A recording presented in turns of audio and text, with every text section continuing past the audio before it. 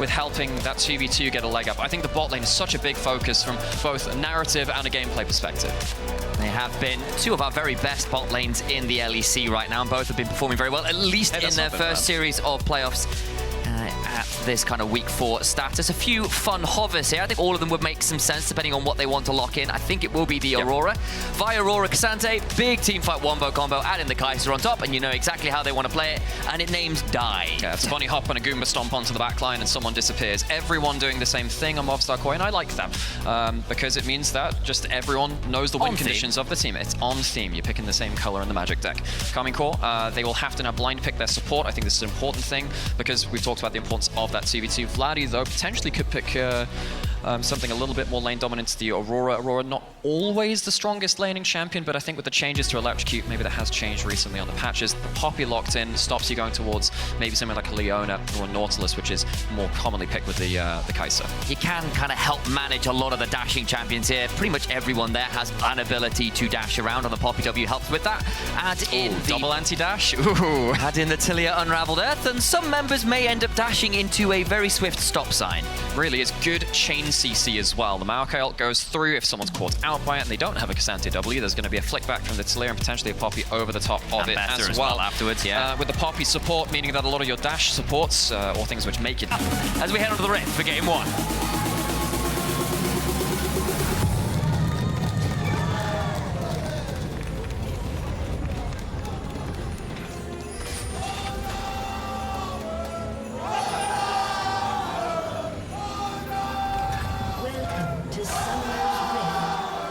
Chant game in LEC is just better than anywhere else in the world, it feels like. As far as esports are concerned, everyone's got a chant these days. It's great to hear. Feels like everyone's got about 10 of them. Yeah, I have to say I'm glad that the fan culture started to bring all of these hypes to these matchups as well. There is the potential of a level 1 from the Braum doing something. Of course, that passive really, really helps you go for the invades. I think MOVISTAR KOI would really like to get themselves the standard lanes if possible. That Braum into the Poppy seems to be important to their draft, and we've talked enough about that at this point. Very interested to see how the junglers prioritize which lanes to head towards as well. LEC, his early jungle pathing yesterday was really, really good, but Yike managed to also, in his own right, against Vitality, get some incredible early jungle leads, puts a ward up there, will spot the camp being started from LEC, and that is never a thing to be underestimated. Knowing where someone starts gives you a lot of information to work off of. Of course, we've been chatting about this being called El Clasico, and these two teams have been the heart of a very, very hot new rivalry. And this is the head-to-head of the game score over the last couple of years, and it's been a fun one, for sure. Absolutely has been. And, you know, it's definitely in the favor of KARMINE Core, but it doesn't mean it can't turn around. It doesn't mean that MOVISTAR KOI don't turn up with every single opportunity as well. Focus on towards this bot side. As we said, that Braum, wait to see exactly what they can do, because it has been picked so heavily for this laning phase. Now it has, and both of these bot laners, Kalista and Super, have been turning up so well over this split. They've been putting up some fantastic numbers coming into playoffs. Yeah, which is why so much of the focus comes in here. I don't think there's actually a role to which is wrong to focus on. I think it's very intriguing gameplay and stories across the map. Canna and Mirwin really standing up for themselves, especially after what they built in last year. Elyoya and Yike. Also with Yike moving on to a different team, nowhere really bad to focus onto. Looks like Jojo's taken a bit of a bad trade against Vladdy's Tilia champion, which he's put a lot of time into, a lot of success on that. Of course, I remember casting Vladdy when he was back in the NLC, doing some crazy things over there. Of course, made a big journey over instead to the LFL, left us all and did fantastically over there before turning up at LEC end of last year, and has really kind of just gone from strength to strength from there, gone from having to cycle to a cafe to get internet connection to play pro matches to playing on stage. If you didn't know that, folks, these players have grounded out every single one of them. Got both junglers pathing down towards bot side. No real platform for either one to launch off of right now. Similar HP bars, similar XP. Both junglers doing the same path will be leaving their second buffs till last camp and just making sure they can cover for any early shenanigans. Does feel like both those lanes can get a bit spicy. And that's why the TP's back right now quite important, because, of course, one of the biggest things in the early game is fighting for the Scuttle spawn. And having that lane cryo, if you get it, means you get it for free. Now, with both mid laners teleporting in, they have full HP if you do commit to something in the side of the river you choose. I think by the looks of it, Vi will be there just that touch earlier. I'm not sure whether we'll see a fight over. It looks like the Maokai saying, look, I'm not going to be able to get there in time. I'm going towards topside scum crab. Yike choosing not to have any confrontation right now. I think that makes a lot of sense. You don't necessarily have the best early fighting champion in the Taliyah just yet. It's back for that tier. We'll be going towards the Seraphs a little bit later. Just making sure that they get some vision down as well for the second clear of camps, which is important because that'll set you up for a little bit more information for your second jungle camps coming up. Lioi actually skipping over the vision currently. Might just run into Yike. Do it that. We're going to look bot lane briefly though as Alvaro will step forward, puts down the ignite to Targamas, who's used the steadfast presence, doesn't quite have the passive proc. Kalist did not enjoy the damage back though, nonetheless. Wall. Nice turnaround though, good call on the wall stun. First blood to Targamas. Kalist got the barrier and survived. Bloodshot forwards, it doesn't work. And MKOI are fish on a barbecue. Walls are not your friends versus Poppy. 2 kills in the 2v2. And this lane, which was picked with that support counter pick last, for lane dominance, does not get it what it wants. Kalist walking away with the 2 assists, and Targamas walking away with the 2 kills. It's a battle Poppy now. You heard it on the desk as well, a little from, actually, Jojo a little low there, has got Alvaro respawning and coming mid, so not as alone as he might have been. Bunny Rabbit survives this time around, but you know, Targamas not had the easiest last couple of years. That got a lot of criticism from around the community. Now he's joined KARMINE, and honestly, he's been superb. Targamas has been out there to prove some haters wrong, and I think he's been doing a hell of a good job of it in the series we've seen in the last day or two. See if he can keep it up here against their rivals here. And we'll get a replay, presumably exactly off that bot lane yeah. CVT from the perspective of that Prodigy ADC. Dodges out on that. And I mean, walls are scary against Poppy. The fact that you get to play the barrier bait here too, that is a heartbreaker for Super. So low HP, and yeah, you deserve that smile. Have a chuckle. Look at that Shrug. He knows he got away with absolute murder there, quite literally, as they get the 2 kills and puts this Poppy ahead of the curve. Means that Targamas out on the map a bit earlier here. Can be looking to throw a buckler at Jojo, but the rabbit hops away. You can already see, you know, that lane dominance from that bot lane. Targamas walking back with a Kindle gem, gives him a lot of extra HP to work with, and now he's unlocked from the map from our first objectives. That makes a pretty big difference. The map's being split, KARMINE going towards Dragon first. We're up spawning in 10 seconds, so KARMINE giving up setup for that objective. And we normally talk about both teams being very, very good on a snowball, but MKOI, we've definitely characterized as a fast team, and they are behind now in this early game. I think this is a really good time to mention how the series yesterday went for both these teams, because both of these teams had an early game snowball which looked very, very similar to each other. In fact, we have ourselves a gold graph. These are the game 1s which happened, and they had a Kalista involved, and that was your early game advantage. They started early with a lead, and they finished early. And after that point, of course, game 2 was a little bit harder. It was the early game snowball which really determined that game 1. KARMINE have that right now, which is pretty scary if we look at the games we can compare from yesterday. So the question is this going to be the game 1 where it's a clean snowball and the enemy team doesn't have much to say about it, or is it the game 2s where the mid games become more of a knife fight? Kana roaming down towards the river, looking to get over towards this set of grubs, and KARMINE want both sets of the early objectives. They get at least one of the grubs. Earlier around, but I don't know how easy it will be to come and contest as yet. Especially going into the Poppy and into the Taliyah, not really where you want to be, especially before you have that Vi ultimate. Braum messes the Q, and that's a miss cannon. Okay, well, it's going to be a public, I don't know, bluff is what it'll be, but still the turnaround is pretty good. Alvaro now in danger, getting shunted into a wall. Lioi gets the grub at least, but Super ain't feeling so hot and goes down for a 3rd kill to KARMINE. Oh man, really, really good Taliyah shove from Vladdy. Using that ult aggressively. That's one of my favorite things about Taliyah players, when they start using that ult to go into the play rather than just using it as an extra bit of terrain for your garden. MOVISTAR KOI. The setup not fantastic there, so now MOVISTAR KOI find themselves down 2 grubs to 1. They do take 1 away, that's okay, but they're down 3 kills, which gives over the feats of strength. And they're starting to really worry a little bit about that gold lead. Expanding a little bit as it goes on. Despite missing the public execution, Kana still picks up the kill as well, so cooldown burn successfully, apparently.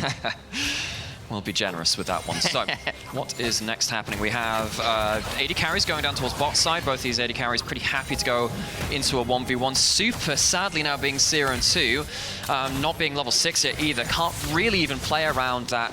Sometimes you see it in the... Well, it's what Kaiser was initially picked for when she came up to pro play. The level 6 all in onto the Ezreal. When you're sat in a 1v1 like this, Kalist very happy, especially with that barrier as well, will be safe farming up and allows Targamas to go somewhere else on the map. And I don't want to over-exaggerate here. It's only 1,000 or so gold lead, just over. It could absolutely all turn around as yet. And MOVISTAR KOI looking to take the opportunity to roam as 3, get some wars down, clear out some vision. And make sure they've got a bit more command on this bot side of the map.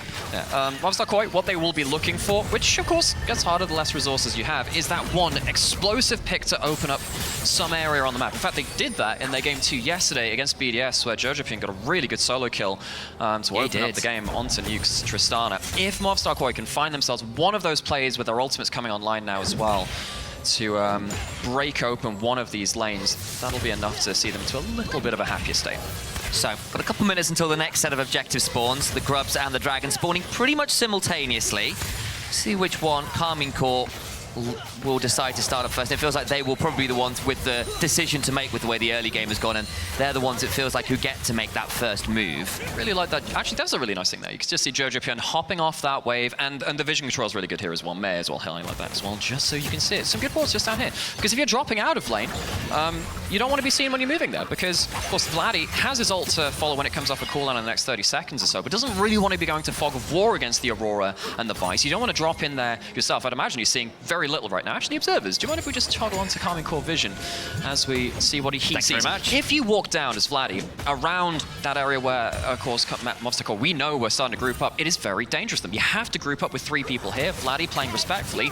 It's dangerous to go into that Fog of War. Here, take this. It's dangerous to go alone.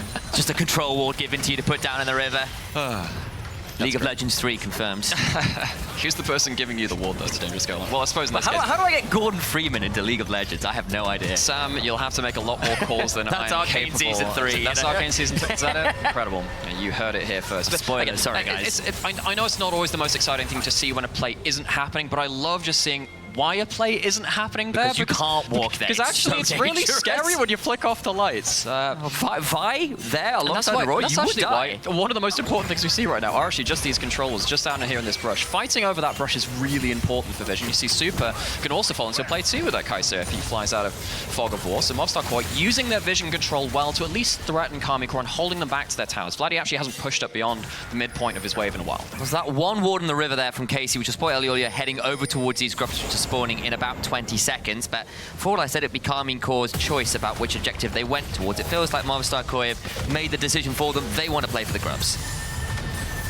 And if they do, they'll be able to get themselves those mites buffs as well. Hop out as well. Man, they have so many bunny hops, actually. Oh no, there's Aurora on the other side. Ignore me. Dragon started up by KARMINE Corp. They are going into a couple of those wards that we've highlighted on this bot side. Grubs on the top side by MOVISTAR KOI, splitting the objectives the opposite way to the first spawn of them. Looks like, and it will just be the split of the objectives by the look of it. No one really wanting to contest, and I think both teams relatively happy with that decision. Slower again than we sometimes expect from both these teams, and you know, it's quite... In fact, actually, if we look back to the first time these guys played this split, MOVISTAR KOI got a little bit baited into big fights. Might see something here, as the terrain definitely favors the Poppy getting a wall stun if you do sit against that pit. Nice combo from Vladdy. Chunks takes about half of Alvaro's HP away there, but the Grub's still secured. Oh yeah, gonna recall in the back of the pit. She decides to queue over the wall, probably the safer choice. As I was saying, the first time these teams met, Jojopian was on the RE, he died 3 times in the first 10, 15 minutes or something like that. It felt like, and this is something which I do think that MOVISTAR KOI have improved on, and something which KARMINE Corp will find harder to do this time, is that they don't feel like they're being baited into some of the more frenetic games. MOVISTAR KOI love to brawl, but not like KARMINE Corp don't. In fact, they forced MOVISTAR KOI to brawl in their first matchup, and they kind of... It's on whose terms? Yeah, that's a great way to put it. It's on whose terms it is. The first time they met, it really was on KARMINE Corp's terms, and they ran away with it. They still have themselves a significant gold leader to go into it. And once we get towards Seraph's completion, 2 items in the Ezreal, we'll see how bold KARMINE Corp feel about playing through an advantage.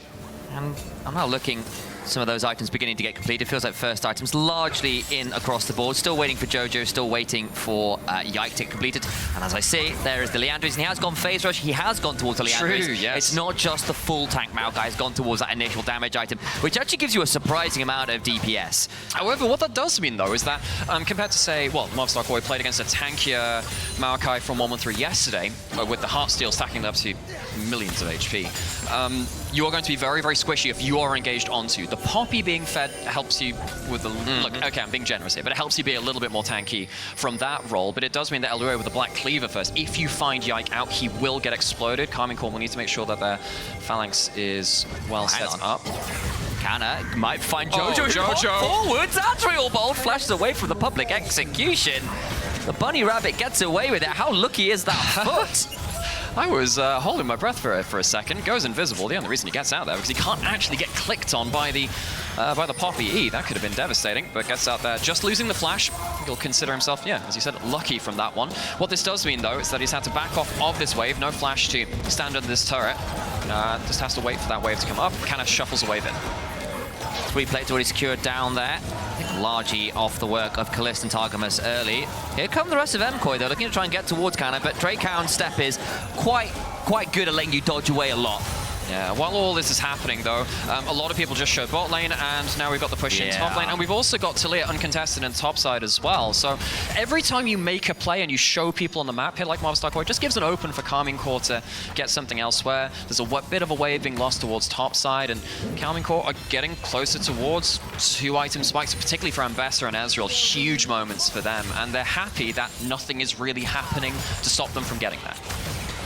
Yeah, it's been a relatively stable early game, and once you hit the mid game, it sounds like KARMINE quite as happy to manage that as MKOI. That being said, I'm not saying that the 2 item spike from MOVISTAR KOI isn't good in its own right. I just look at it. It's a question of perspective. I mean, how often over the years has Ezreal 2 item spike been mentioned by casters? Do you remember the 3 item spike when you had double tier items in Ezreal? Oh, good grief. What was the second tier item again? It was Archangels. It was Archangels, because yes, both of the AP scalings. Both of the mana went into both of the items, which was really not fair. Turns out both these AD carries have committed grievous crimes against Boris the shopkeeper over time. Actually, speaking of that, okay, bring it back to more normal things. This is going to be a bit more of an AD Kai'Sa, not going towards something a bit more poke later game, wanting to be a bit more low-range DPS from that Kai'Sa on Super. I think it makes some sense if you've got the Aurora in mid lane as well, as to be more of an AD threat. This vision toggle again. Alvaro tries to buy time, but that door swiftly shut down. Targamas on a killing spree. 3 out of 4 kills going towards the support Poppy. Bloodthirsty, you need Kalist hopping onto the Kai'Sa, I apologize. Supposed to be a counter matchup the other way around in mid-game. That's nasty stuff from the KC80 carry. Yike. Tri-Brush has been utterly nasty towards MOVISTAR KOI. They really struggle when that vision is down. Hang on. Vladdy trying to try and get a hold of the turret. Does knock it down, but Jojo's now gone across the veil with the between. Wild flash on forward for the threaded volley, and Yikes there as well, and picks up the bunny rabbit. It is wabbit hunting season, folks. MOVISTAR KOI are trying really hard to push their way into these lanes, but they're being denied access. They lose a tower, they lose all of the kills in all of these fights. It's a Herald being started up by Legoy, but it feels like it is just a consolation prize. They have not managed to get themselves into this game yet. And yeah, they have 4 grubs. They haven't been able to really use them. Just got mid lane tier 1 as well. Here comes Vladdy to fight over on this Herald. Alvaro in danger. The seismic shove onto Elio, and the public execution just shy. But Cannon now still in a good position to fight this one out. 1v3. Targamas flashing for the heroic charge into the wall.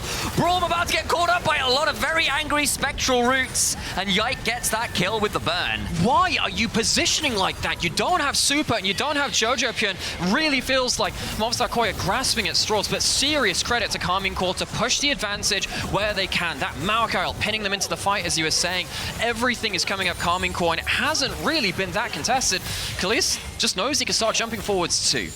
2 turrets, 2 kills, and contesting the Herald afterwards as well. KARMINE got everything in that. You know, it's sequence. pretty bad when the Ezreal can just tank a Kai'Sa W to deny you the cannon in the mid lane as well. It's the little things. Dragon spawning now as well. MOVISTAR KOI here in numbers. They do have their damage here this time, but that damage is taking a lot of damage. Vladdy is also the damage, and he just got it all onto Super, who's now down to 10% HP. Yes, you need HP on your Kai'Sa to be fighting, folks. Super taking that chunk. Ooh, True Shot Barrage came flying across, was going towards Super. He's picked up at least the Honey Fruit, empowered by the Camrip. Vladdy also now had his Seraph popped, overcomes Yike, wants to fight this one off with MKOI. Coming in force, teleporting back in. Between worlds, popped by Jojo, looking for a bit more angle. Targamas stunned up, might well be going down first. Kill of the game to MOVISTAR KOI. Going to be donated over to Super on the Kai'Sa. So, MOVISTAR KOI get themselves something finally. The soul point is there for KARMINE early into the game. That's still a strategic loss for them, but it's something. It's the first look in they've really had in this game. We know when we're saying, is it going to be like game 1 or game 2 from that first series? It feels like a game 1 to me so far. This has been a very clean snowball. Only getting the 1 kill at the back end of that feels pretty rough for MOVISTAR KOI. And even though the kills haven't been on the Ezreal, the fact that the kills are happening in that bot lane, which we've noted as kind of the engine room for both of these teams, because Alvaro speeds up the team with the MOVISTAR KOI because he's so good at combining up with the map. But Targamas having a great split himself so far. just the fact that the lane is ahead, even if the gold is not directly on the Ezreal, really helps KARMINE organize the map like this, and it feels really unfun to play against if you're MOVISTAR KOI. And we're looking at something like somewhere between 600 and 1,500 gold individual advantages across the board here for KARMINE. It's a 1.2k advantage to this Poppy, and there was a joke a year or two ago where Poppy was full build at level 3 with a red buff. A support Poppy with Bloodsong, with Locket completed, ahead of the curve in terms of experience, as well as feeling really, really good this game. You get a lot of value out of just that in your kit, and the early kills. Very, very happy Poppy there. KARMINE going to reclaim the vision which MOVISTAR KOI just put down in the river. Red buff taken by them.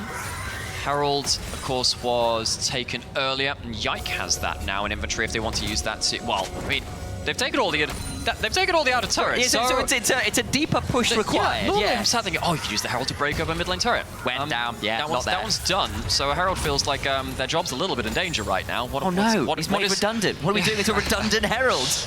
What's Herald's other occupation available? That's a great question. Is it any good at desk work? I feel like Atlas would know what Shelly does on their days off. Maybe we can go ask him when we hit get up the LCK crew, That we can. Some important items to go through as well. If you are looking for a turnaround play, you now have to get through the 2 defensive items of Vladdy. Vladdy can play very aggressively if he wants to with his ultimate, with the Seraphs, and that Seeker's Arm Guard in. And I love this as well. You use this a lot with Stopwatch. You would buy the Stopwatch and then build towards the item you actually want. Because if you know the 1 activation instead of the 2, 3 Zhonyas you can get is important for one big fight, why spend the extra gold on the full Zhonyas? Go towards the pen instead. MOVISTAR KOI, if they're looking for that 1 shotgun blast onto the carries, it's not going to help. Oh, and a Q afterwards as well. Super right back down to 20% HP. This Kais has struggled to keep the HP totals high because KC have managed to land a number of key skill shots. Elyoya's just found Canna.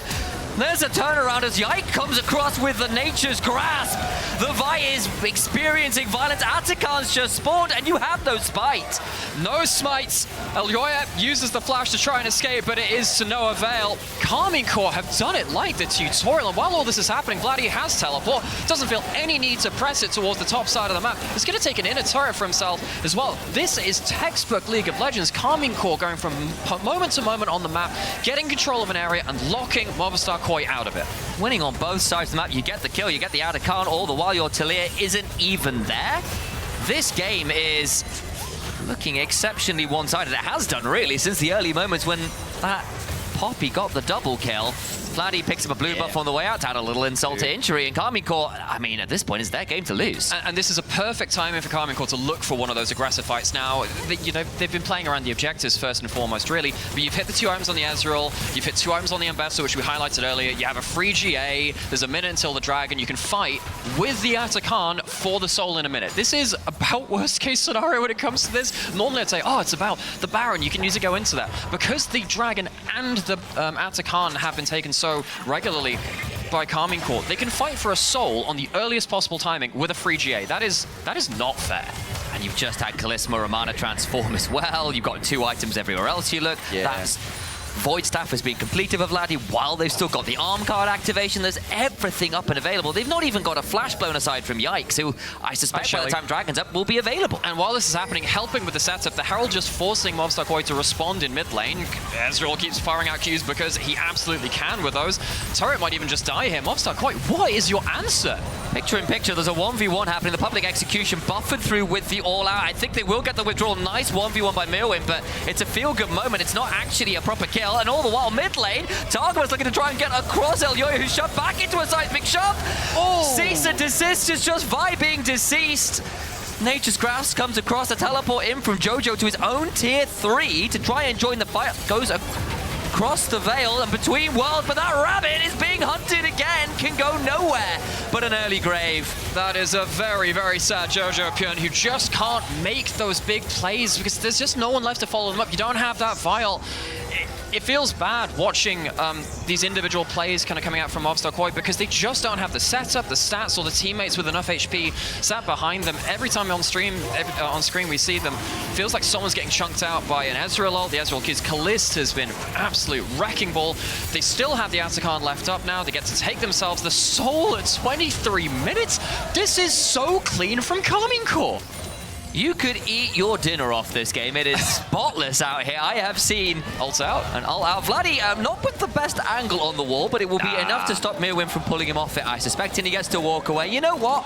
That's about as dirty as he's got a slightly off-angled wall. You dare doubt Vladdy. Another super resist. How could I do that? Callisto. Sorry about that. How dare we doubt him. Vladdy, of course, we got fond memories of him, watching him way back on Riddle in the LEC. Yeah. In the ERL. So many of these players forward-faced against each other multiple times. Public execution. Kana forces a flash out of Jojo, but he can keep Drake Count stepping forwards. There won't be anything more but a flash blown on this Aurora, and it just feels everything MKOI have tried is completely countered, both on the side of the map they're on and on the other side simultaneously. What do you say? It's ridiculous. I mean, now Jojo doesn't have a flash for the next play. Of course, the Ambassador ult's going to be up a little bit quicker. Even Yoi's getting his caps taken by Kana. Wait, is that's a 1v1 you don't want to take, I don't think. Kais is going to be in range shortly. Will come flying on in. It's the first ult I think I've seen from Super all game. We'll make it a Cathian rain, but pour one out for Kana because he just keeps walking away. He's heading to the bar. He's completely fine. Also, that is definitely like a, just trust in me, because Vladdy could have TP'd to save Kana. Chose not to, knows the top lane is going to live. Another tower goes down. Another Vial doesn't get what MOVISTAR KOI want from them. They're trying to make plays. None of them have worked. They are coming up absolutely empty. KARMINE on the other side. Everything they touch turns to gold. It's the Midas touch right now, and it does feel a bit mythological, this lead right now. 10.2k, not even got Baron spawned. They're breaking another inhibitor. They're still waiting to try and find a moment. MOVISTAR KOI, I think it's a desperation play. It's a Hail Mary and pray and you find something at this point because everything else has failed. 2 inhibitors down at 25 minutes. A Soul on top of that, and at a Khan, they have 8 turrets to 0 and 9 to 1 in kills. This has not been a game. This has just been KARMINE just taking everything on the map. MOVISTAR KOI have had very little to say in the conversation, and this vision control is absolutely disgusting too. The Kai'Sa W helps a bit. Yeah, there's one ward here just outside the Raptors, but that doesn't particularly fill you with much joy, because you can't see the Baron going down right now. And it is going down. Jojo's going to come across, and MOVISTAR KOI have the unenviable job of making their way through their own red side jungle to try and contest. I just don't think they're going to have an opportunity. The Baron's going to go down. Can they find an option afterwards? The wall to deny 2 people coming across there. It's the Nature's Grasp. Poppy looking for a slam into the clear wall. Weaver's wall does it to work. Alvaro now in danger, trying to run away. Flash on forward. Vladdy gets that one on the other side. Alioya goes into the backline. Super tries to alter. They don't even find that. It is just another disaster of a fight. KARMINE can do no wrong, and MOVISTAR KOI, it's back to the drawing board. Game 2 has to be on your mind now. Build your own wall stun combo here. Vladdy helps set up Targamas and helps put MOVISTAR KOI into the dirt. There's a teleport towards the top side. A sapling is going to stop Super from backing. He won't even get the joy of seeing the Nexus fall on his own screen. Targamas throws down a steadfast presence to force Super to execute, and that's about the best you can get this game. The Nexus turrets are done, and KARMINE make a statement, and it is that we are here to demolish you. A clean, clinical game from the French team. The blue wall is 10 miles high. KARMINE Strike